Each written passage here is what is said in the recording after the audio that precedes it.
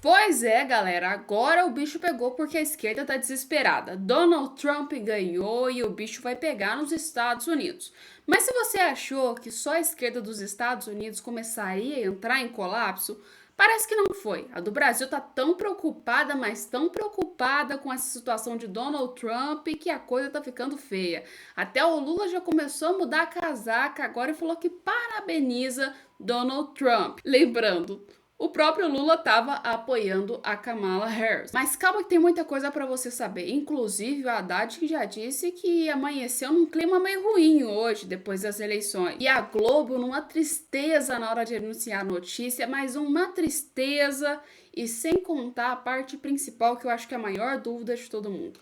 Bolsonaro vai à posse de Donald Trump ou será que ele não vai a essa posse? Vamos lá que eu vou te explicar tudo isso hoje. Então se acalma, senta, pega um café porque hoje tem muita coisa para vocês. E para você que não me conhecia, sou a Alessandra Gonçalves, sou jornalista e eu vou te explicar como que funciona, de uma maneira fácil para você entender essa loucura que a gente chama de política. Então, bora lá falar sobre as eleições dos Estados Unidos. Bem, a maior dúvida do brasileiro hoje é saber se Bolsonaro vai ou não na posse de Trump, que vai ser agora em janeiro. Só que, embora a gente saiba que haja essa possibilidade, a gente tem que lembrar que o Bolsonaro tá com seu passaporte prendido. Então, assim, vai ser difícil para ele sair. E outra coisa, será que vão abrir uma exceção para o caso do Bolsonaro para ir lá no Donald Trump em sua posse? A gente tem que lembrar que se o Bolsonaro aparecer na posse de Donald Trump, é a mesma coisa da gente dizer que os dois estão estreitando laços. Então isso significa que Trump pode ter o apoio do Bolsonaro se tornando forte e o Bolsonaro aqui no Brasil pode se tornar mais forte ainda com o apoio de Donald Trump e conseguir aí o que ele tanto quer, que no caso é a sua elegibilidade de novo. Só que todos os sites de notícias estão fazendo análise sobre essa situação, em específico, uma das que eu achei mais interessante foi essa análise feita aqui pelo IG, né? Aí eles falam aqui, Bolsonaro pode ir à posse de Donald Trump nos Estados Unidos? O que acontece? O aliado de Donald Trump, o ex-presidente Jair Bolsonaro, não poderá comparecer à posse do republicano, marcado então para o próximo dia 20 de janeiro nos Estados Unidos. O ex-mandatário brasileiro não pode deixar o país, uma vez em que teve o seu passaporte retido em meio às investigações e tentativas de golpe de Estado em 2022. Aproveita e já comenta aí, pessoal, o que vocês acharam sobre essa apreensão aí do passaporte do Bolsonaro e essa tentativa de golpe de Estado. Põe aí nos comentários o que vocês acharam. E vamos continuar a matéria. Para que o comparecimento na posse seja possível, a defesa de Bolsonaro deve recorrer mais uma vez ao Supremo Tribunal Federal e solicitar a revogação da medida. Em ocasiões anteriores, ao ingressarem com o mesmo pedido, a revogação foi negada. Na prática, Bolsonaro só terá seu passaporte de volta caso seja favorecido ou por uma decisão individual do ministro Alexandre de Moraes, relator do inquérito que investiga a tentativa de golpe, ou por uma votação coletiva na primeira turma do Supremo, encarregada então da avaliação dos recursos sobre o tema do tribunal. O passaporte de Bolsonaro foi apreendido pela Polícia Federal em fevereiro por ordem de Moraes no âmbito da Operação Tempus Veritatis, que mirou o ex-presidente, ex-assessores e aliados, incluindo militares de alta patente. Em março, Moraes rejeitou o pedido do ex-presidente para a devolução do passaporte. Bolsonaro queria viajar para Israel a convite do primeiro-ministro do país, Benjamin Netanyahu. E aí eles trazem um pouco sobre o fato de Bolsonaro estar inelegível, né? Mas isso é uma dúvida que vai ficar bastante presa aí com a gente, né? Porque uma coisa é, será que o Supremo vai deixar essa brecha para que Bolsonaro vá? Porque temos que pensar de dois lados. Embora seja extremamente ruim para a esquerda que Bolsonaro vá para esse evento, a gente tem que lembrar que Bolsonaro, meio que assim, né, é um ponto muito delicado quando a gente fala do Supremo e Elon Musk. Como assim, Alessandra? Não entendi. Vocês sabem o que aconteceu com Elon Musk e o Alexandre de Moraes? Aquela treta toda sobre o X, que acabou entrando aí junto a Starlink. Conseguiram dar uma amenizada, mas querendo ou não, virou um caos por completo e o principal motivo foi aí os bloqueios das contas de bolsonaristas. E o ponto-chave da direita é o Bolsonaro. Então, de certa forma, deixar com que Bolsonaro não vá pode estreitar aí um confronto entre essas duas partes. Provavelmente surgiu um questionamento do porquê que o Bolsonaro não poderia ir. Mas, por outro lado, Bolsonaro indo para isso, para a esquerda que eu tô falando é o governo Lula, IC, PT, PSOL, é extremamente ruim porque estreita laços com Donald Trump. Então, assim, entre a cruz e a espada, da mesma forma que Bolsonaro não ir é ruim, o Bolsonaro indo também pode ser péssimo. Só que um é ruim para a esquerda e o outro é ruim para a Suprema Corte. Esse é o principal dilema, é o principal caos que a gente tem com relação ao Bolsonaro. Mas aí, vocês acham que o Bolsonaro vai? Não vai? Vocês acham que o Supremo vai fazer com isso? Vai deixar ali e falar, ó, não vamos deixar o Bolsonaro ir não? Ou vocês acham que vai ter uma exceção pro caso do Bolsonaro agora? Põe nos comentários. Mas uma coisa é, Donald Trump ganhou e chegou a hora dos belos entrevistadores, jornalistas, falarem sobre a posse. E a Globo falou 2 vezes, aliás, e a primeira estava num clima de velório e a segunda estava num clima de funeral, ou seja, isso prova que claramente a gente tem uma imprensa que é meramente movida por ideologias e militâncias, né? Porque se fosse uma imprensa imparcial, no caso, ela não se incomodaria com quem ganhasse as eleições, trataria normal, falaria normal sobre esses assuntos. O do Planalto já se prepara para o uso das comissões no Congresso americano para pressionar a justiça e a democracia no Brasil. Do que estamos falando? A exemplo do que aconteceu no primeiro semestre desse ano, quando uma comitiva de parlamentares aliados a Bolsonaro e ex-parlamentares aliados a Bolsonaro foram para os Estados Unidos a convite de uma comissão dominada por republicanos para falar a respeito do Supremo Tribunal Federal e da democracia no Brasil após o 8 de janeiro, a exemplo do que aconteceu, este como um ato isolado, a chancelaria no Brasil já prepara o presidente Luiz Inácio Lula da Silva e também alerta os outros poderes que esse uso das comissões do Congresso americano para levantar questões, pressionar o Brasil, o sistema constitucional de freios e contrapesos do Brasil, em especial o judiciário, deve ser ampliado. Dessa vez, a gente viu num primeiro semestre uma comissão com pouca repercussão perto do estrago que poderia ter feito.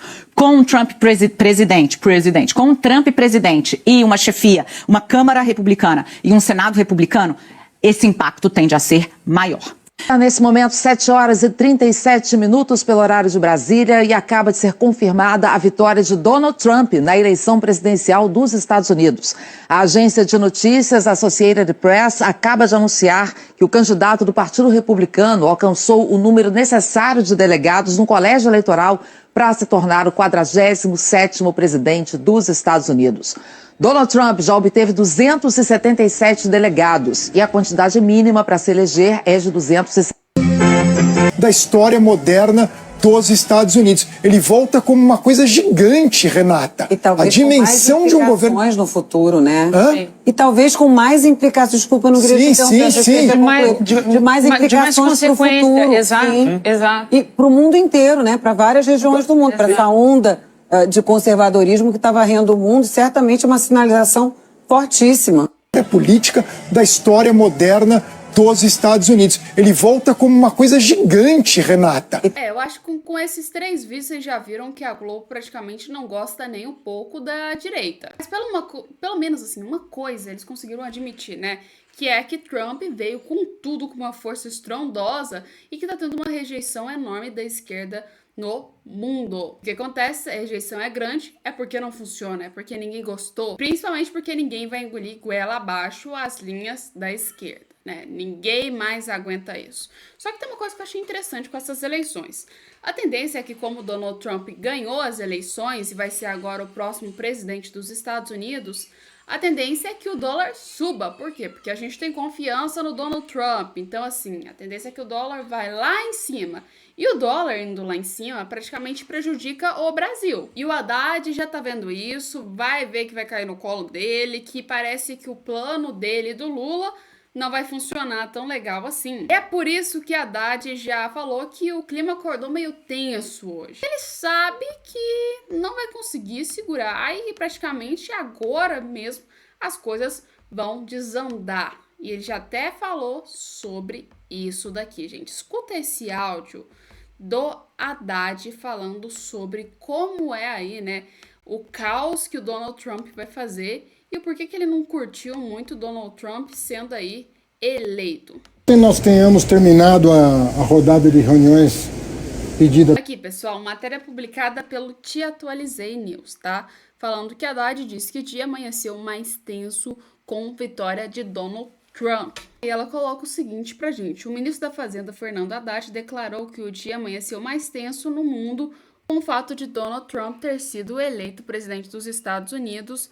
A fala foi feita em uma conversa com jornalistas. E esse é o vídeo que Haddad comenta sobre a vitória de Donald Trump.